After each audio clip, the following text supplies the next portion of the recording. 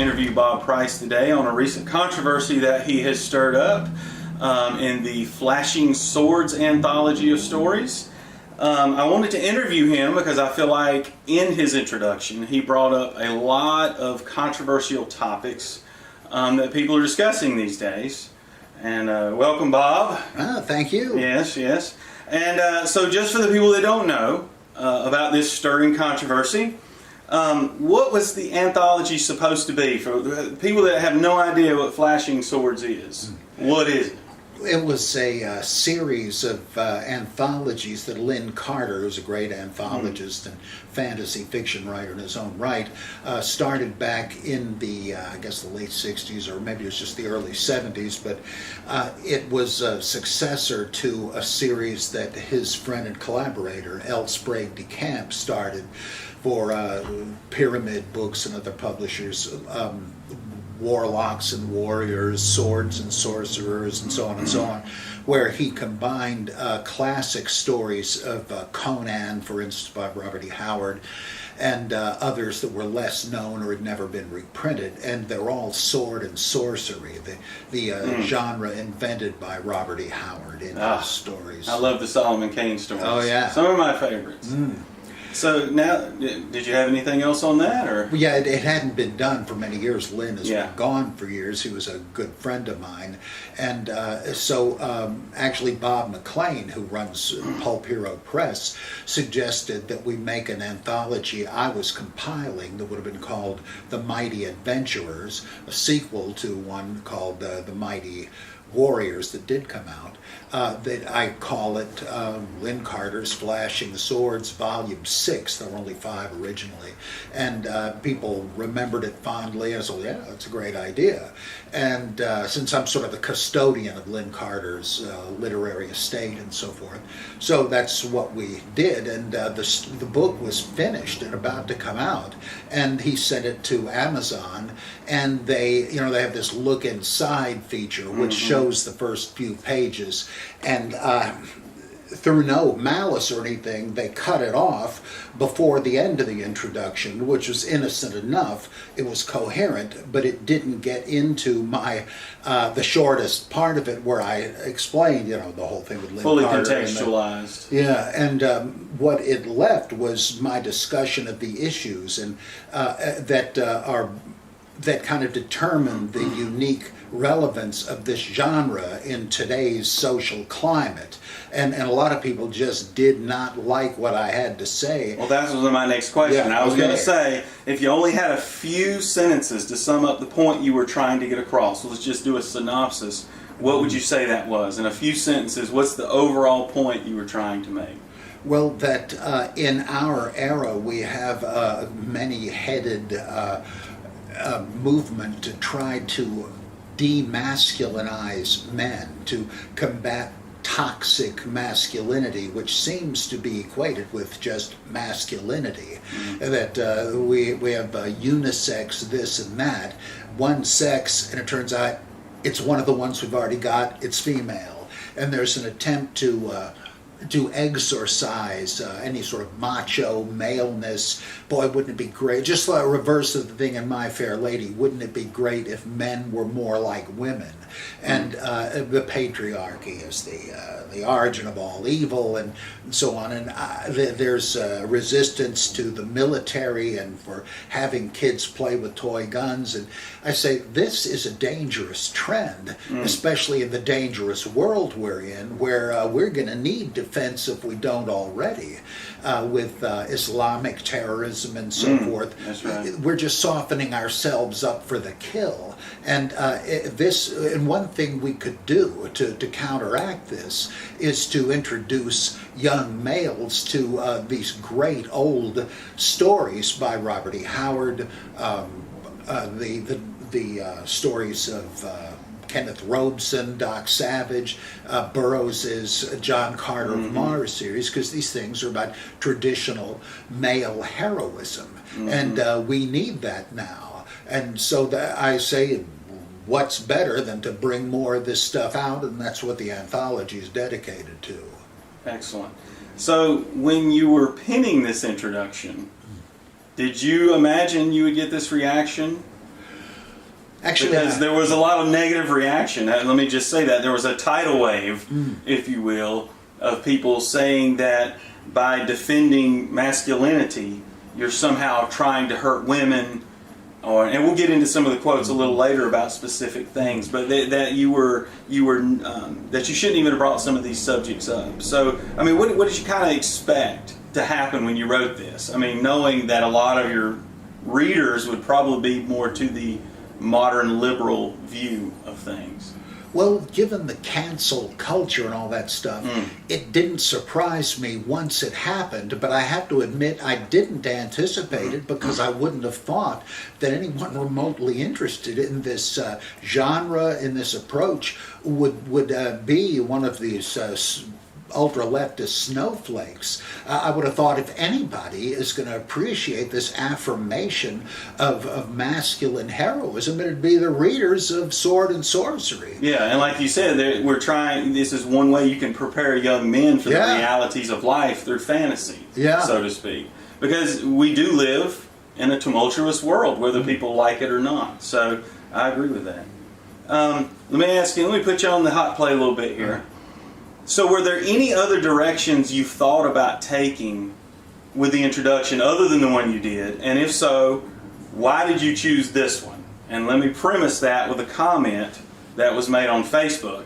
He says, imagine an author pulls a piece from a book whose editor uses the introduction as a soapbox from which to promote political and social values, and then he goes on, to criticize even more. So, given that kind of attitude, were there other directions you thought about taking, or did you just, this is it, this is what I have to say about this? The latter. Now, I've written introductions to many anthologies, and usually there's no uncertainty as how to proceed. I give a background on the author or the theme of it, the Cthulhu mythos of Lovecraft, the contributions of Robert Bloch, things like that.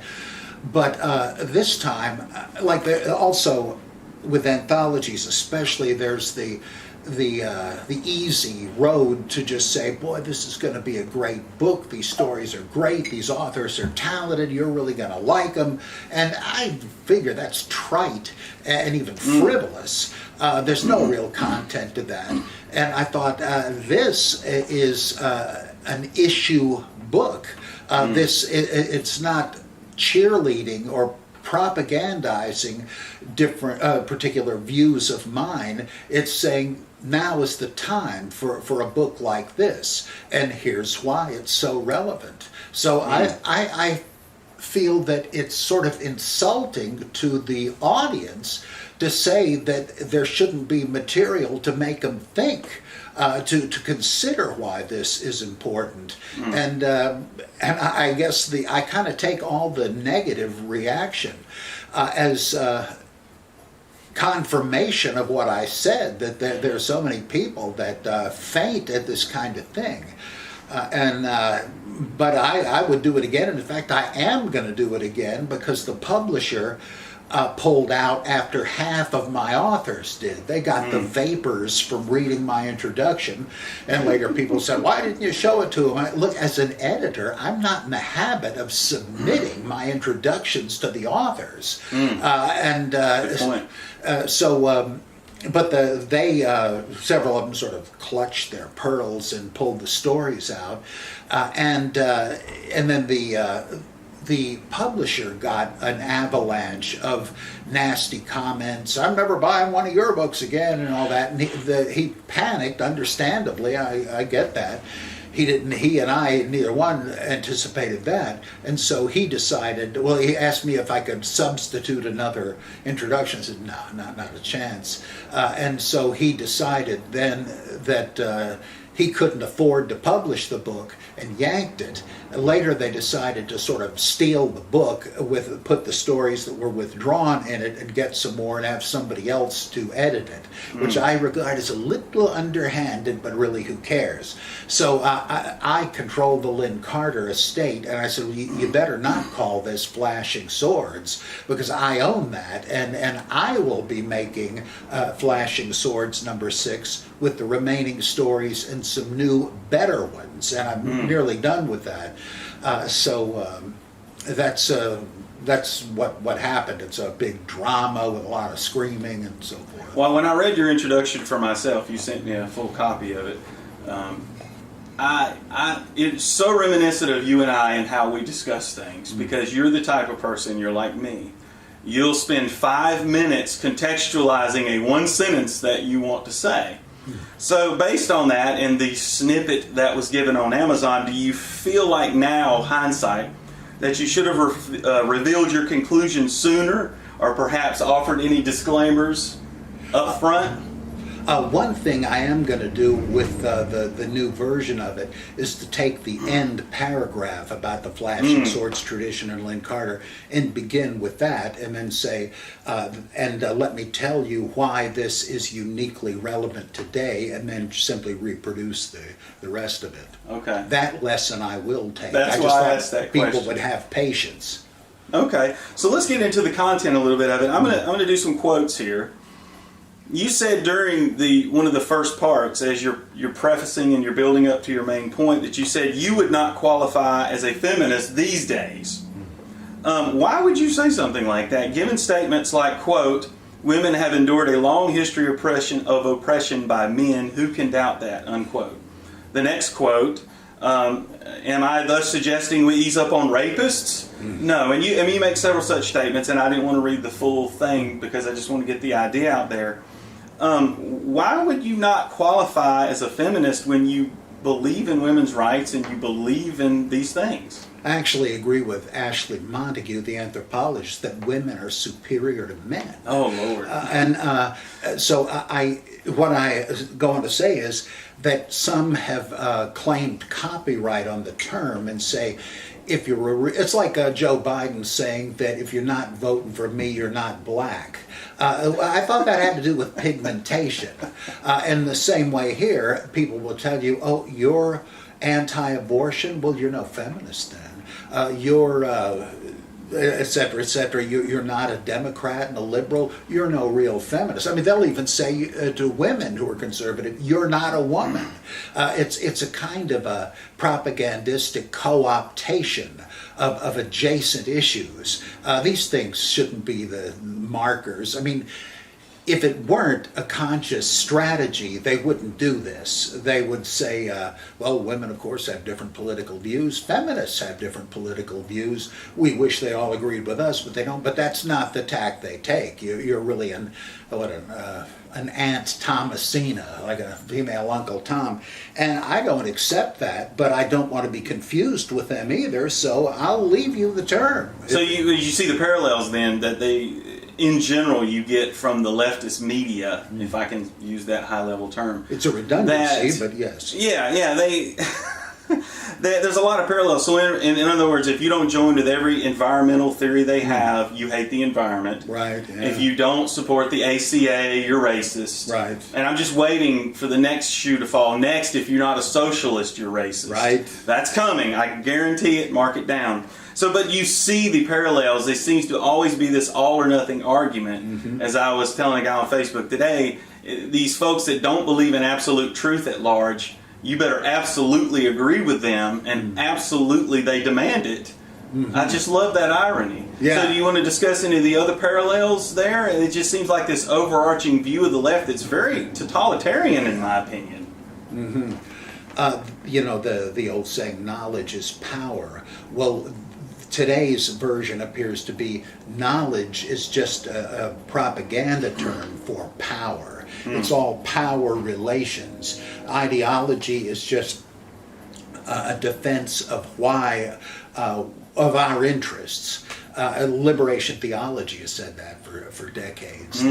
We have a usable past that we will reconstruct from the Bible or whatever, and that will be the knowledge we promote. Like Marx said that the goal of philosophy is not to explain things, but to change them.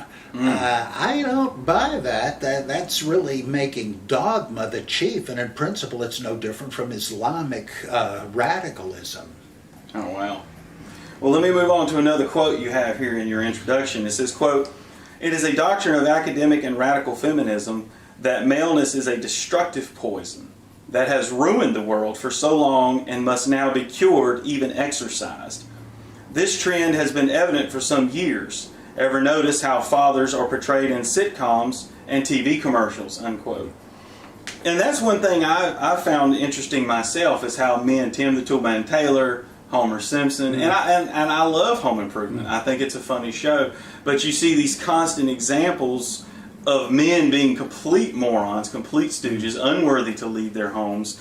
And it's like if you were to turn the tables nowadays and the woman be a buffoon for whatever reason, for comic relief, that's just unacceptable. But if the man is, that's justice. And it really reminds me of the old Amos and Andy thing that came up, people calling that show racist, when I've never seen anything racist about it. Me neither. It's a brilliant comedy, and it's one of my favorites, and you can definitely see where Red Fox and others, Red Fox, when he did Fred Sanford, he was clearly patterning himself after Kingfish. Right, yeah. George Kingfish Stevens. It is hilarious stuff. So, but let's talk about that briefly if you want to. Why is there this seeming double standard? It's like the pendulum's over here, and instead of getting it right where it needs to be, it seems like the liberals, they always want to take it all the way over to the other end. And now we're punishing people.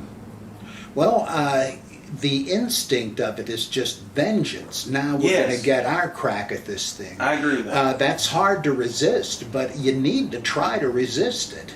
And that doesn't mean now you govern things in a censorious way by saying, okay, it's quota system, fairness doctrine, you're going to have this many buffoonish men and this many buffoonish women. Now, it should be just freedom and what is funny. And there are plenty of TV shows that have managed to get that balance. And it's done in such a way, like I think Seinfeld, for instance, or King of Queens, where it's balanced, but you don't really notice that. It's just taking a bunch of characters and using them to illustrate strange, funny situations. And that's great. Nobody needs to dictate that on an affirmative action basis. And these shows that, like there are shows like you mentioned Sanford and Son, like how is that not racist if Amos and Andy wasn't? Exactly. Neither one of them are. In fact, they're sort of celebrating and parodying the positive and negative aspects of a poverty-stricken ghetto sort of existence. And it's ultimately affirmative. But if it's got certain elements, oh no, we can't have that, and that's just no way to do art. Yes, it's just a bunch of funny situations, and they're making a big deal out of nothing, really. So let's move on to the next big thing that came up. One thing that seemed to rile folks up was the mere mention of quote-unquote false rape accusations. So from what I can tell, you simply made the point that false accusations exist, and they actually can hurt the women's movement. That's the way I understood what you were saying. And this sort of reminds me of the folks that want to see a racist behind every tree. We know the last few years there have been fake hate crimes. Yep, exactly. And what that, I believe you were saying, it serves to do is actually hurt it, because people get tired of hearing everything is racist. This is racist. That's racist. This is misogynistic. That's misogynistic. To the point where the words really have no meaning. Exactly, anymore. yeah. So talk about that. Well, there was a rash of false rape accusations. One I happen to think of because it's pretty much local. The Duke lacrosse team, I think it was, they had a prostitute or a stripper or something come into a party they had, and she later said that, oh yeah, they gang raped me, and then it was proven that that had not happened. And there are various other ones at different schools and so on where people have gotten in trouble, sometimes individual guys being kicked out, and it was made so that they could not speak in their own defense. And there are a bunch of those recently. Somebody, one or two people challenged that, but I just have to assume they've not been watching the news. And I really hate rape and rapists. And what I said diplomatically there is, you don't want to know what I would like to do. Yes. I would like to execute rapists, or at least castrate them, but I prefer execution.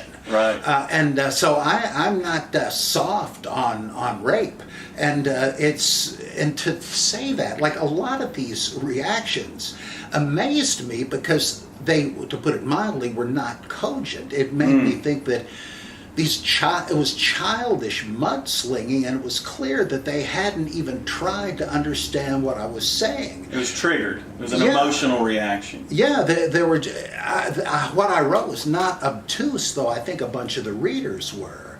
And I'm sorry to say that. I know that's offensive, but I don't want to give it too much respect that it doesn't deserve. Yeah.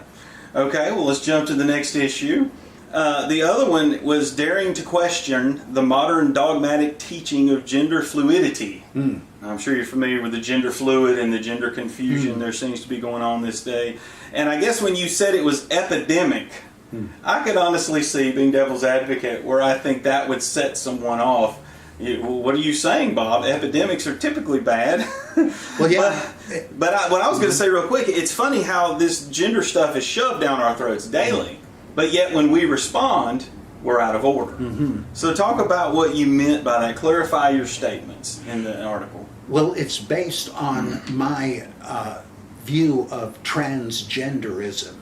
I think that that is largely the result of the propaganda that gender is a social construction, and to encourage kids who are having either a long-standing body dysmorphic syndrome, like the guy that thinks his leg is not really a part of him and wants it amputated. I mean, that's one case I heard.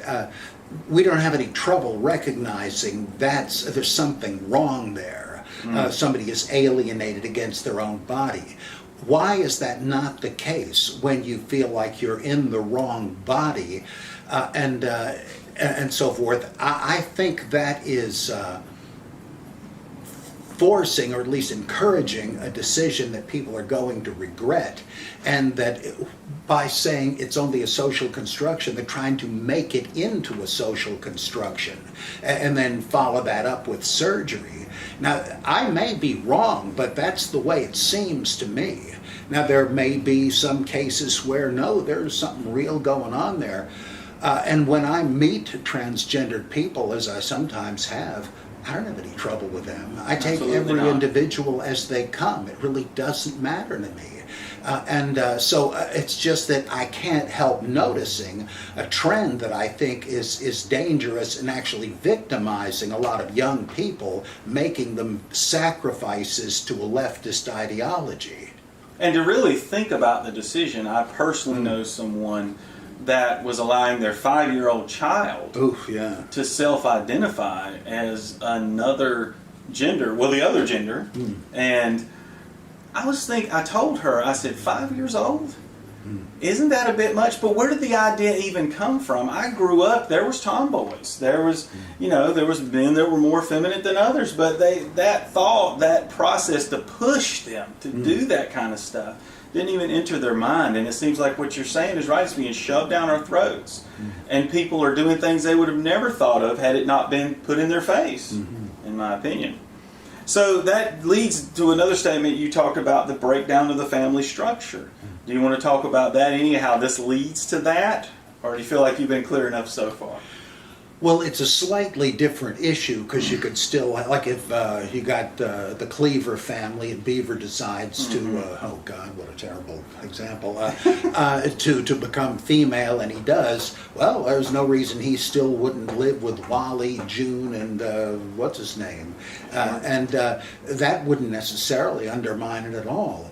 But nor would you have to have some sort of a sex change, gender change, etc., in order to have a viable family. Like I remember years ago, Carol and I and our daughters were invited over to the home of an old friend of mine who was gay and living with his, I don't think they were legally married, but they were basically spouses, and they were adopting a couple of kids. You would have thought this was Ward and June Cleaver. There was nothing odd about it. And I said many times, I wish people that were against gay marriage could simply have dinner with these guys. There's nothing weird about them. And I still feel that way. So, yeah, that's not destructive of the family. But like Black Lives Matter, one of their tenets in their statement is to destroy the nuclear family. I'm not sure why, but that is what they say. And this, you can see the result of this in the incredibly high illegitimate birth rate among African Americans. And you're not even supposed to say that. Daniel Moynihan found that out 50 years ago in his paper on the subject. But the fact that they don't have a male mentor for young males in these homes deprives them of an important device of maturation. Robert Bly wrote a book called Iron John some 20, 30 years ago that was all about this. You need a mother and a father. Not to speak for women, he wasn't. It was about why do males go rogue, like rogue elephants do in the same situation, oddly. Well, it's because they need to be mentored by a father or an uncle. And if they're not, they don't know what to do with their masculinity, which Bly dubbed Zeus energy. It'll come out wherever it can. Like you've got to excel, but instead of heroically, you join a violent street gang. You try to get approval and show your stuff that way. That wouldn't necessarily happen if they had an intact family. And it's not racist to say that. Anybody who has seen many African Americans here, but I've known many Africans, and they express puzzlement at what goes on in the African American community here. There's no mystery about that. It's the legacy of slavery and stuff like that. I mean, I take a liberal view on that. But that doesn't mean it's racist to point out problems. Admittedly, whites can't say, well, let us handle it for you. That's patronizing. But to say, there is a problem here, that I think is positive, but can't say it because you'll be condemned as a racist. So, Bob, just to go over one final thought here, I'm going to read a comment and then we'll discuss and then we'll wrap it up. On Facebook, he said, quote, "I found the hand-wringing and pearl-clutching over this situation ridiculous and disheartening." This is obviously a guy in your corner. He says, "In their mad dash to rush to their roofs and flash their virtue signals, they twisted the intent of the words written. Most frightening is the ravening desire to see people's lives and livelihoods destroyed for daring to voice opinions in opposition to another's dogma of choice." And the first thing I thought of is 1984, which I've read twice. And what stands out to me these days it's been exemplified here, is the 2 minutes of hate. Do you remember the 2 minutes of hate where they flash the picture of Emmanuel Goldstein and everybody has to vilify and yell at the screen and they don't have enough scowl on their face? Then, oh, well, you must not be one of us. And there just seems to be this overarching attitude of you have to lockstep with us. And how dare you disagree? How dare you walk out of the line? See what I'm saying?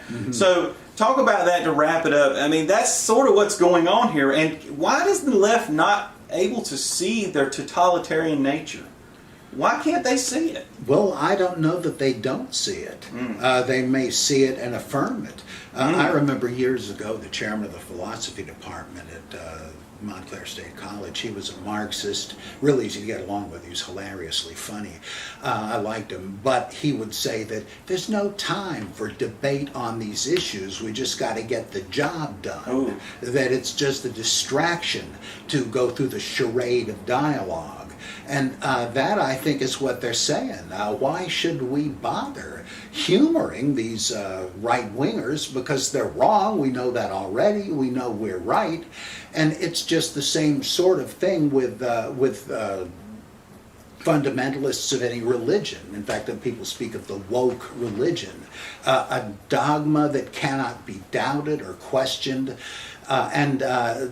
You can't, another Marxist professor friend who was talking about Stalin and quoted him, said, well, you can't have an omelet without breaking eggs. I thought, you're embracing that? I thought the Joker said that first. Sorry, go ahead. And I think a lot of them, well, in fact, one commentator on Facebook said that you're kidding yourself about people wondering why they aren't interested in dialogue. Well, because they're neo-Maoists who believe that even logic is a function of a power system of oppression, and that logic was created by the dead white male. Some feminists say this too.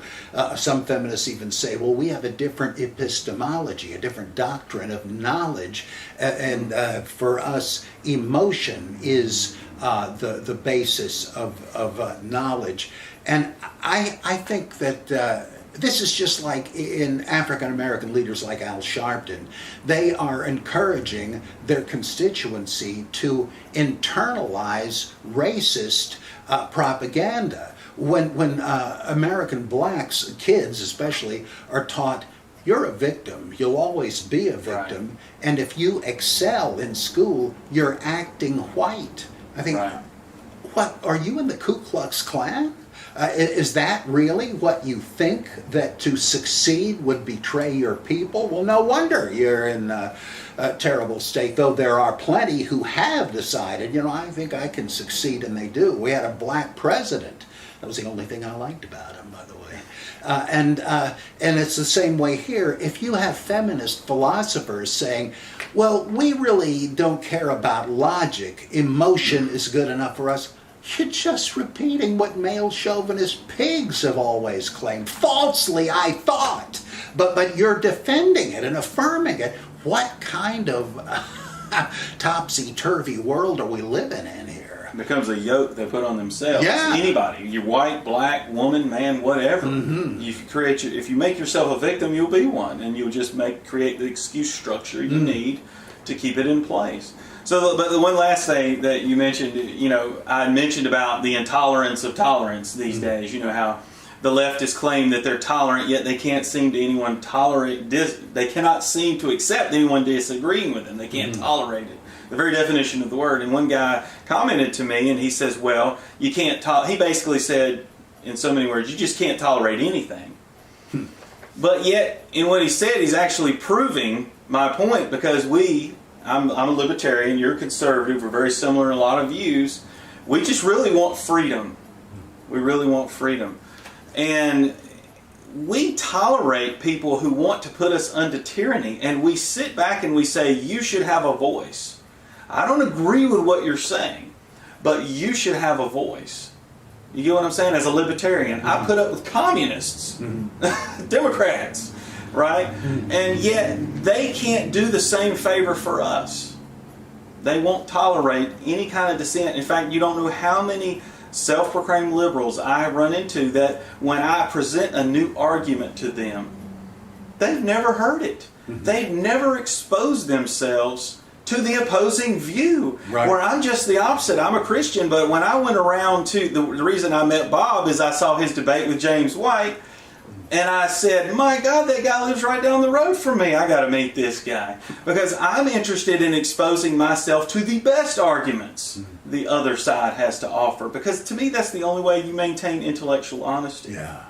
So with that tolerant thought, do you have any final thoughts you would like to add, and we'll wrap this thing up? Yeah, the thing about being a victim, that made me think I should really point out that I'm not viewing myself as a victim in this. I'm just doing this interview to comment on the things revealed in the reactions to what I wrote, but I don't feel like, oh, poor me, it took my anthology away from me.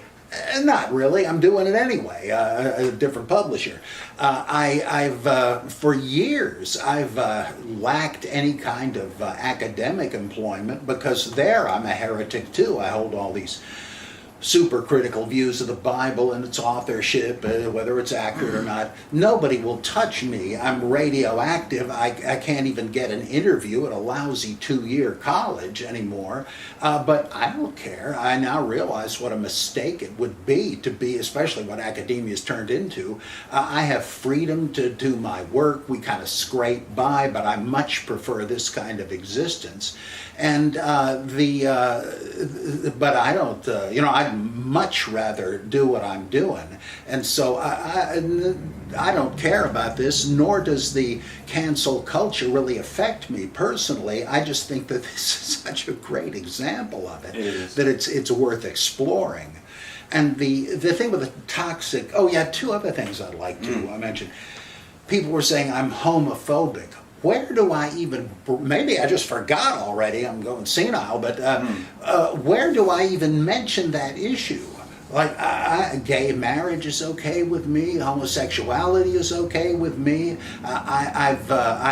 one night we had our Heretics Anonymous meeting right here in this room, and there was a gay couple here. And you didn't run them out or beat them up or anything, you know? Yeah, I just dedicated my anthology, The Exum Cycle, to a fellow horror author and friend of mine for years, Willem Pugmire.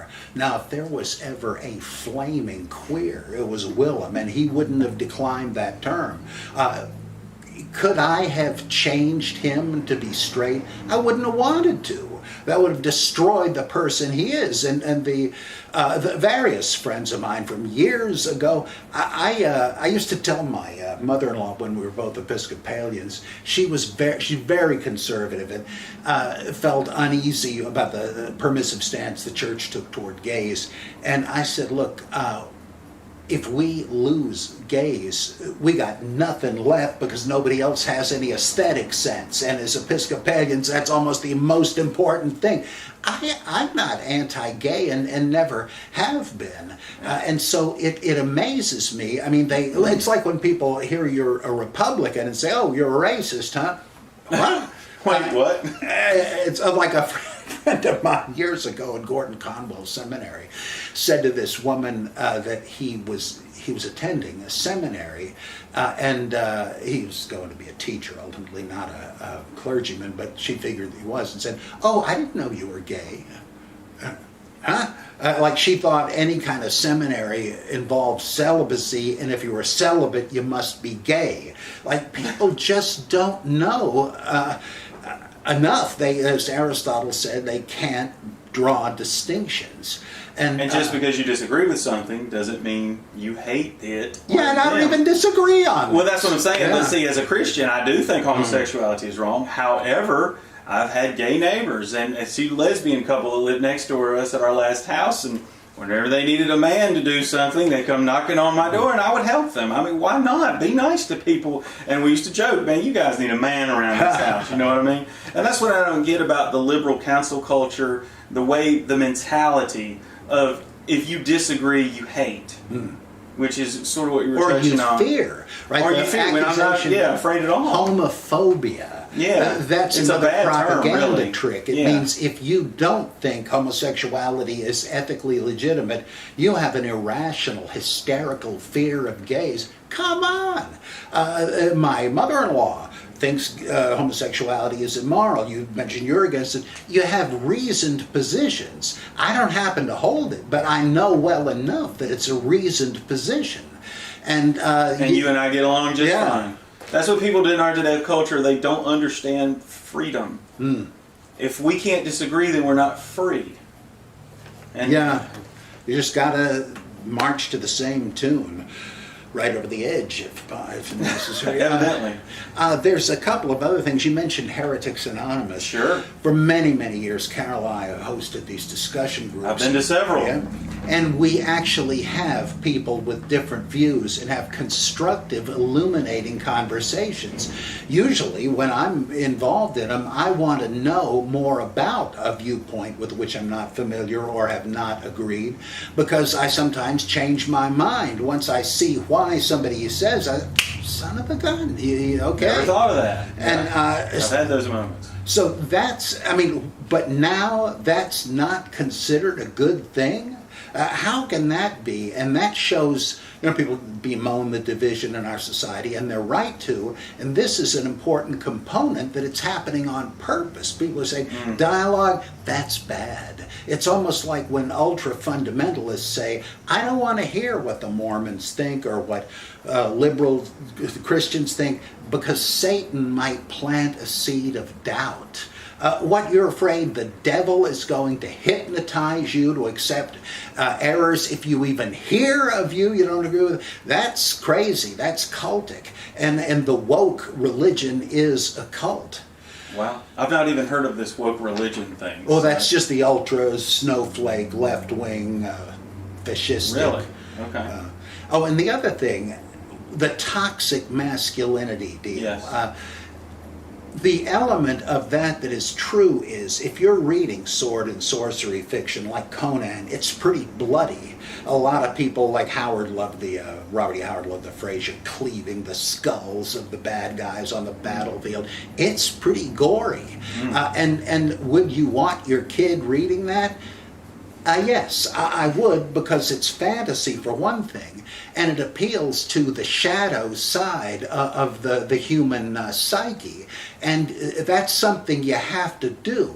Or the horror element in H.P. Lovecraft and others, it's like the stuff of nightmares. Is that something you want to spend your thought reveling in and so on? Well, yeah. And I think of a Star Trek episode where Captain Kirk is involved in this weird transporter accident, and a good and a bad Kirk appear in the transporter seconds apart. The one of them is the good Kirk, who's sort of like Jimmy Carter. He means well, but is indecisive and really doesn't have a backbone. So the Klingons are attacking, and Spock says, Captain, we need some response from you. Well, Mr. Spock, you think we could just fire a bunch of marshmallows at the Klingons? And Captain, and what he's missing is what the other Kirk has, is like a bestial, lustful brute. But he does have the courage and the resolve.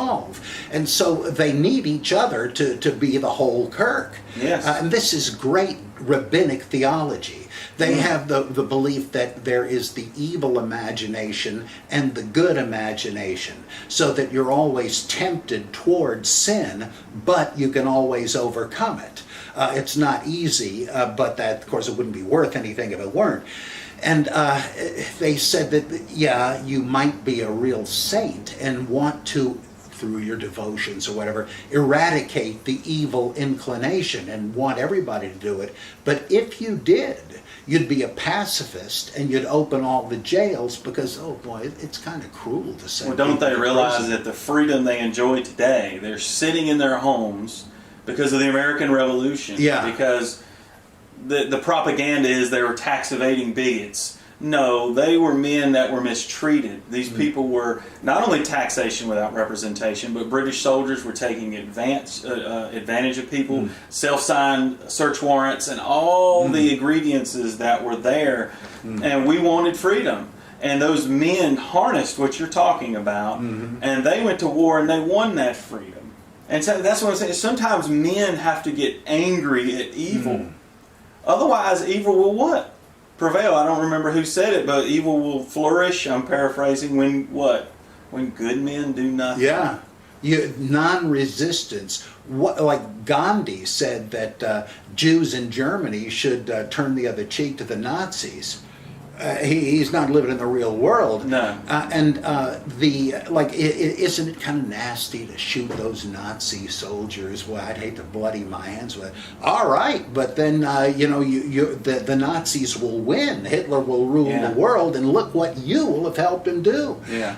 Lust. Oh, wouldn't it be better to? That's animalistic. Wouldn't it be better to transcend that? Well, okay, but no more human race. You're going to need these things. The dark side, like Martin Luther said. It's the left hand of God. You do need executioners and soldiers. Yeah, I thought you can qualify that carte blanche. All evil or dark. I mean, that's part of our human experience. And even in Christians, and Psalm 97:10 it says, "You that love the Lord abhor evil." I'm supposed to hate evil, not the person, but the evil. And that's not. I know that's not what you're saying, but that's not dark to me. It's not hard wholesome. to draw that line. Yeah. As Superman says in the comic novel Kingdom Come, he says there's right and there's wrong, and it's not that hard to tell the difference. Yes, and even if you disagree, if you can circle, I used to think that people, if I could just get everybody to circle around the idea of freedom, that we could agree and live together in peace. But as this article, this introduction demonstrates, we can't, because one side won't let us. They won't let us. You must lockstep. And so I've learned people don't want freedom. They want their way. And that just seems to be the mode of the day. Dostoevsky talked about this already in The Grand Inquisitor, part of the Brothers Karamazov. The church, Jesus returns to earth. He's healing people and the peasants and all that. The Grand Inquisitor gets wind of this and has Jesus arrested and jailed. He comes in one night and said, well, you're going to be burned at the stake tomorrow.